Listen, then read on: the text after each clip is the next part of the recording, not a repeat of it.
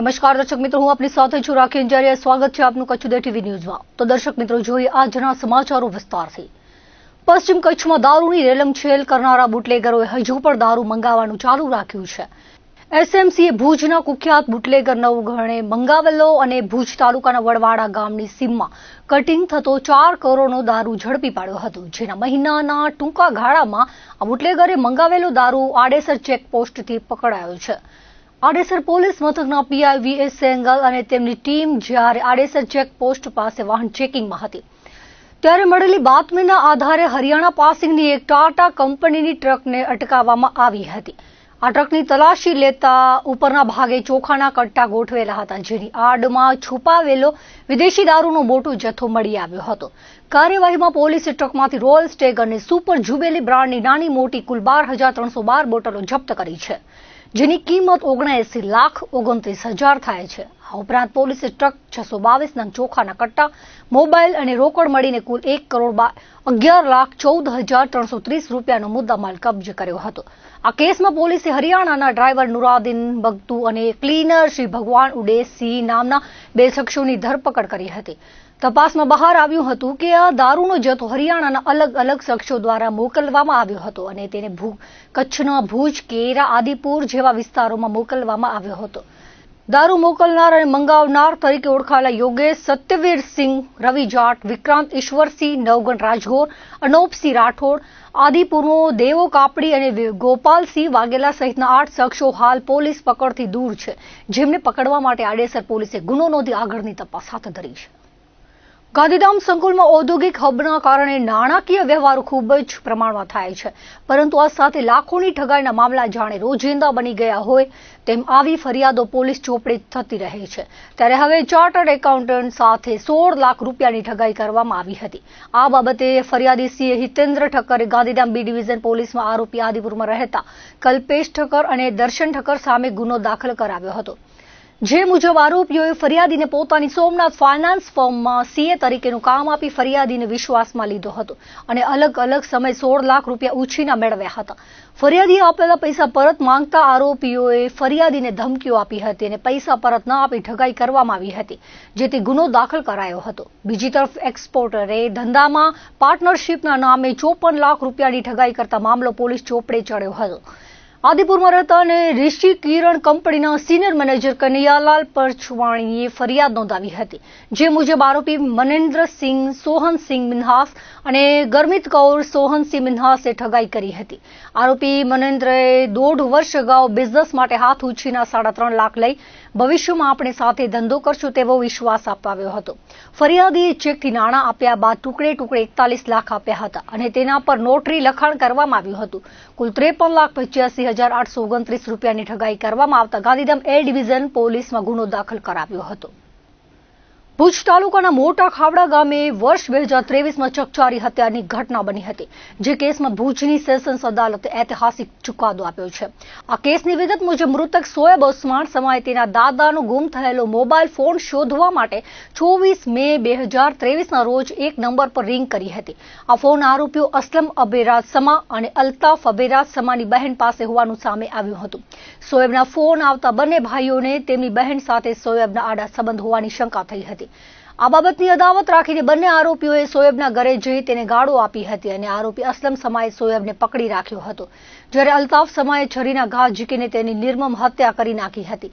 આ ગંભીર ગુના અંગે ખાવડા પોલીસ સ્ટેશનના સબ ઇન્સ્પેક્ટર ડીબી વાઘેલા દ્વારા આઈપીસી કલમ 302 સહિતની કલમો હેઠળ ગુનો નોંધી તપાસ હાથ ધરવામાં આવી હતી. કેસની સુનાવણી ભુજની 7મી ડિસ્ટ્રિક્ટ એન્ડ સેશન્સ કોર્ટના જજ એનપી રાડિયા સમક્ષ ચાલી હતી. પ્રોસિક્યુશન તરીકે અધિક જિલ્લા સરકારી વકીલ સુરેશ મહેશ્વરી હાજર રહી 25 સાક્ષીઓની તપાસ કરી હતી અને 45 જેટલા દસ્તાવેજી પુરાવાઓ રજૂ કર્યા હતા. અદાલતે તમામ પુરાવા અને દલીલોને ગ્રાહ્ય રાખી બંને આરોપીઓને તકસીરવાન ઠેરવ્યા હતા. નામદાર કોર્ટે 104 પાનાનો વિગતવાર ચુકાદો આપી બંને આરોપીઓને આજીવન કેદની સજા ફટકારી છે. આ ઉપરાંત બંને આરોપીઓને 5,000 રૂપિયાનો દંડ અને જો દંડ ન ભરે તો વધુ 3 માસની સાદી કેદની સજાનો હુકમ પણ કરવામાં આવ્યો છે. જિલ્લામાં જ્યાં ઔદ્યોગિક વિસ્તારો આવેલા છે ત્યાં ડિગ્રી વગરના ડોક્ટરો બેફામ બન્યા છે. અવારનવાર બોગસ ડોક્ટરો સામે પગલાં ભરવાની રજૂઆત અનવ્ય મુન્દ્રામાં ડિગ્રી વગરનો ડોક્ટર પકડાયો છે.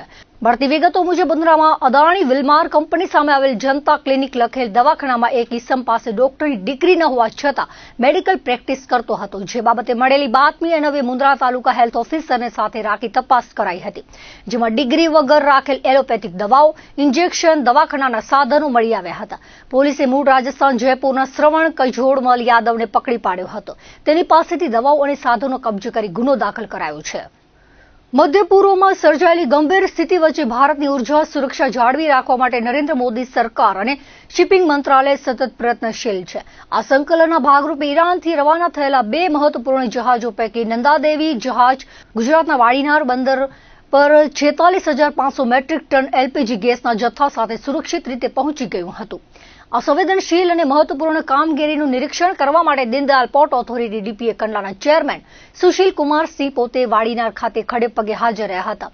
જહાજનું એન્કરિંગ અને ગેસ ટ્રાન્સફરની પ્રક્રિયા સંપૂર્ણપણે સેફટીના નિયમોને આધીન કરવામાં આવી રહી છે. કોઈપણ પ્રકારના શોર્ટકટ લીધા વિના ઝડપથી કામગીરી પૂર્ણ કરવા પર ભાર મૂકવામાં આવ્યો છે. ચેરમેન સુશીલ કુમાર સિંહે નંદાદેવી વેસલ્સ પર જઈને ક્રૂ મેમ્બરો સાથે મુલાકાત કરી હતી. તેઓએ ક્રૂ મેમ્બરોના ખબર અંતર પૂછ્યા હતા અને કોઈ પણ વિશેષ સુવિધાની જરૂરિયાત માટે ખાતરી આપી હતી. કેન્દ્રીય શિપિંગ મંત્રાલયની સૂચના મુજબ જહાજોને પ્રાથમિકતા આપી ત્વરિત હેન્ડલ કરવામાં આવી રહ્યા છે. આ માટે ખાસ નોડલ અધિકારીની પણ નિમણૂક કરવામાં આવી છે.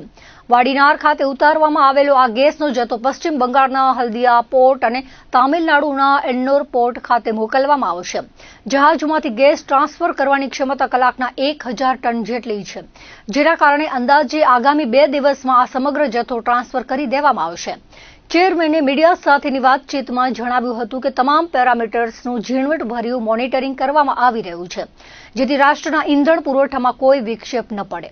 जैसा आप सब लोगों को मालूम होगा कि जो इवॉल्विंग जियोपॉलिटिकल सिचुएशन है उसमें जो एनर्जी सप्लाई चेन पे जो इम्पैक्ट आना लाजमी है, तो ऐसे में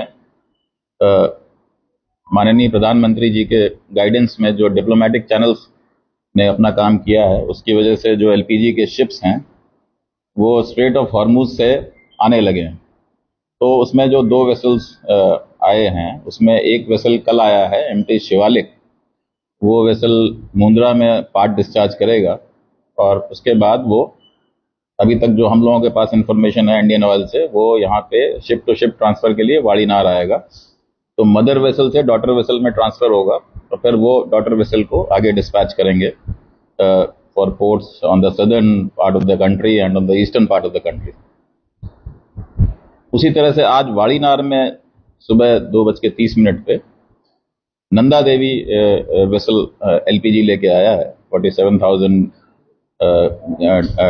मेट्रिक टन्स के एलपीजी लेकर के आया है. तो इसमें भी जो प्लान ये है कि इसको शिप टू शिप ट्रांसफर होगा ये, और बीडब्ल्यू बर्च नाम के वेसल में ये ट्रांसफर होगा वॉल्यूम. और फिर ये अभी तक की जो हम लोगों को कम्युनिकेशन है, ये वेसल जो डॉटर वेसल है ये एनोर जाएगा और हल्दिया जाएगा, तो on the eastern part of the country जाएगा. जो पोर्ट का इसमें रोल है, जो वाड़ीनार का रोल है, और एज अ पोर्ट जो हम लोगों को काम करना है इसमें, वो हम लोगों का इसका फैसिलिटेशन का काम है कि एफिशिएंटली ये ऑपरेशन हो जाए. शिप टू शिप ऑपरेशन एक स्टैंडर्ड ऑपरेशन है जो यहाँ पे वाड़ीनार में होता रहा है, तो कोई मतलब पहली बार नहीं हो रहा है. ये रेगुलर प्रैक्टिस है जो हम लोग करते रहे हैं. बट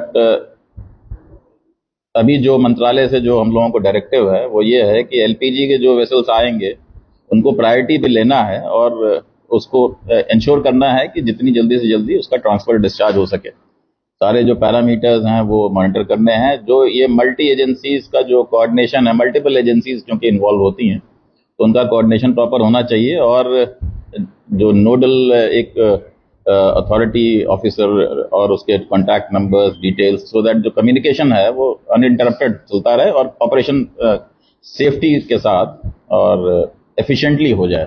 तो वो इंश्योर करने के लिए आज का ये ऑपरेशन है. अभी हम लोग वेसल पे गए थे, वहाँ के क्रू से मिल के आ रहे हैं और डॉटर वेसल आ रहा है, तो करीब 1 बजे तक वो daughter vessel alongside the mother vessel लग जाएगा नंदा देवी के साइड.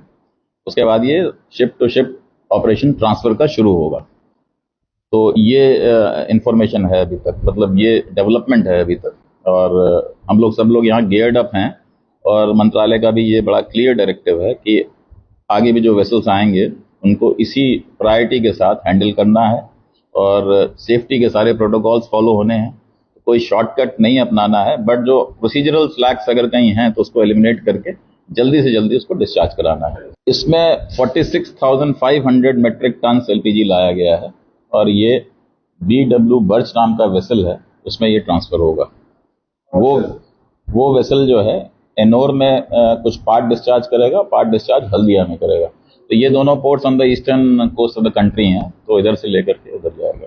क्रू मेंबर्स से हम लोग मिलके आ रहे हैं और उनका भी एक वो तो रूटीन है उनका, मतलब जो खाली उनको जो थोड़ा डिले हुआ था वहाँ पे होल्ड अप जो हुआ था वो एक पीरियड है, बाकी तो एवरीथिंग इज नॉर्मल। हम लोगों ने उनको ये भी कहा है कि किसी भी तरह की कोई फैसिलिटेशन की जरूरत हो तो डायरेक्टली हम लोगों को इनपुट दें, हम लोग उसको इंश्योर करेंगे कि जो भी फैसिलिटी उनको चाहिए वो उनको प्रोवाइड की जाए। कितने समय लगे खाली होने में?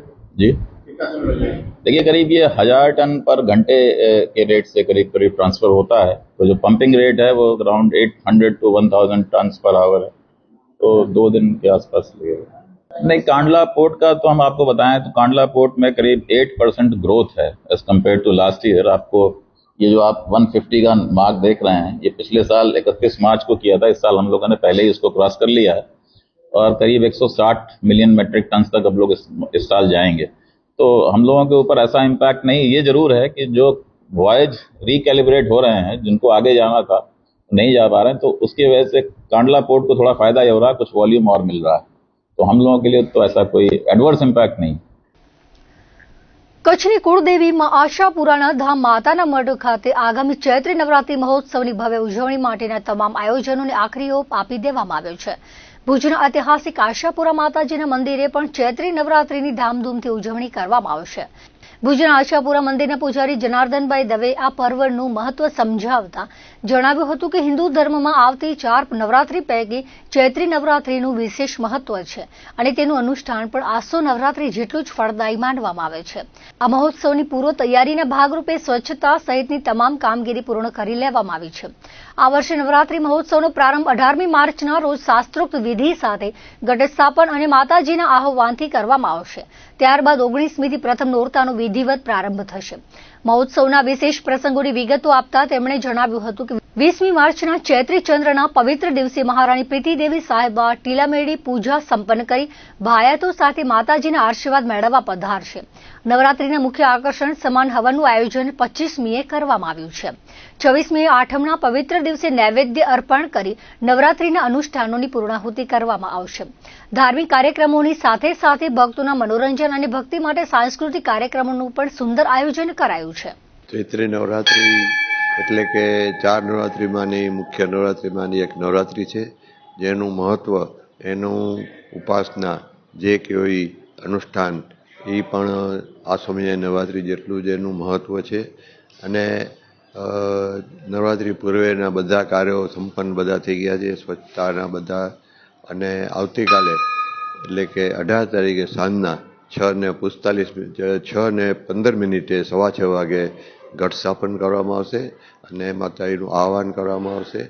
અને 19 તારીખથી એ પ્રથમ નવરાત્રિ શરૂ થશે અને 20મીના ચંદ્ર દર્શન, ચૈત્રી ચંદ્ર, તે દિવસે મહારાણી પ્રીતિદેવી સાહેબા પણ ટીલામેળી પૂજા કરી અને ભાયાતો સાથે અહીંયા મંદિરે આવશે અને માતાજીના આશીર્વાદ મેળવશે।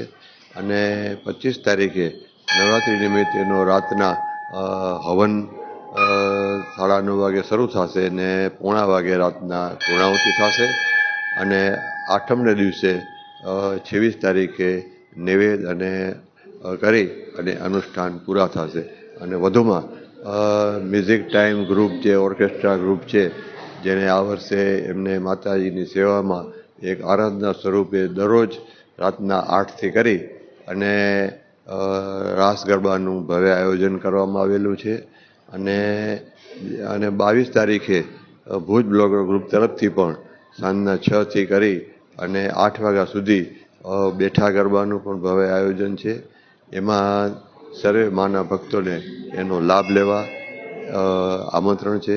અને નવરાત્રિ દરમિયાન શિસ્તનું પાલન થાય અને એના માટેની જે ઉપાસના છે એ પણ શિસ્તબદ્ધ થાય એના માટે શ્રી માતાજીના આશીર્વાદ સ્વરૂપ વરસે એવી પ્રાર્થના. આસો નવરાત્રીનો બહુ મોટો મહિમા હોય છે, પરંતુ એની સાથે સાથે ચૈત્ર મહિનાની નવરાત્રીનો પણ બહુ મોટો મહિમા છે. જેવી આસો મહિનાની નવરાત્રી પૂર્ણ થઈ, રાસ ગરબા પૂર્ણ થયા એટલે જે રાસ ગરબાના જે ખેલીઓ હોય એ બધા નિરાશ થઈ ગયા હતા. પણ આ વખતે મહત્વની વસ્તુ એ છે કે ચૈત્ર નવરાત્રીમાં આપણો આ ભુજ આશાપુરાનું મંદિર જે જાડેજાઓની કુળદેવી કહેવાય છે, એ ચૈત્ર નવરાત્રીમાં પણ અહીંયા રાસ ગરબાનું આયોજન થશે અને એના કારણે અમે બહુ જ ઉત્સાહમાં છીએ કે અહીંયા નવરાત્રીનું આયોજન થશે અને અમે રાસ ગરબા રમીશું.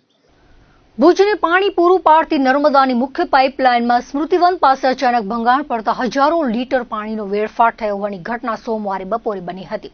સ્મૃતિવન વિસ્તારમાં ચાલી રહેલા માર્ગ વિસ્તરણના કામ દરમિયાન કુકમા તરફથી આવતી 2 મુખ્ય લાઇનો પૈકીની 500 ms વ્યાસ ધરાવતી જૂની પાઇપલાઇન અચાનક તૂટી ગઈ હતી. પાઇપલાઇન ફાટવાને કારણે અંદાજે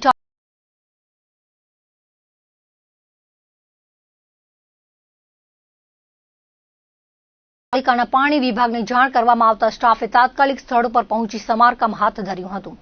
ભુજ નગરપાલિકાના જણાવ્યા અનુસાર શહેરમાં પાણીની અછત ન સર્જાય તે માટે નવી 900 mmની લાઇન પણ નાખવામાં આવી છે, પરંતુ આ ભંગાણ જૂની લાઇનમાં થયું હતું. તંત્ર દ્વારા યુદ્ધના ધોરણે કામગીરી કરી સાંજ સુધીમાં લાઇનનું રિપેરિંગ પૂર્ણ કરવામાં આવ્યું હતું અને ત્યારબાદ શહેરનો પાણી પુરવઠો પૂર્વવત કરાયો હતો. સ્થાનિકોએ માર્ગના કામ દરમિયાન પૂરતી તકેદારી રાખવા માંગ કરી છે, જેથી ભવિષ્યમાં પાણીનો આવો વેડફાટ ટાળી શકાય.